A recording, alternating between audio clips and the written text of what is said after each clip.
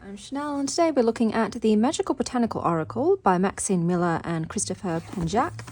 And this is a 33 card deck with a 224 page color book talking about plants, and the cards come like this. This is a mass market deck. Before we look at the cards, let's take a look at the guidebook. So the guidebook is on sort of textured paper. You've got a foreword, an introduction, plant spirits from the Witch's Garden, so about plant spirits, the cards with the symbols, so you've got elemental symbols in these cards and planetary symbols with these cards. And here we have the card pages. So you've got a full color picture of the card with the number, the card name, the Latin name, the planetary associations and the elemental associations. And then you've got about the card, the magical meaning, the plant spirit medicine, the divination meaning, the reversed divination meaning, and an affirmation. So each of the cards is the same. So you've got 4 pages per card. And then towards the back of the book, we have how to work with these cards. So they're talking about each section, the affirmations, the plants, spirits, so spells that you can do with the cards, meditation and journey with the cards, readings for yourself, readings for others, preparing the cards for use, reading with the cards, informal rituals, formal rituals, the card reading spreads. So now you've got a few different spreads that you can do with the cards. Quite a few, actually. Oh, sample readings. So these are also sample readings. So they've put them there and then they talk about how that will correlate and what that would mean in that position. So I think that's helpful too when they do sample readings. And then beyond the garden path, and then the creators' biographies and bibliography. So that is the guidebook. These are the cards. These are the backs. The cardstock is a matte cardstock and that kind of papery cardstock. So let's take a look.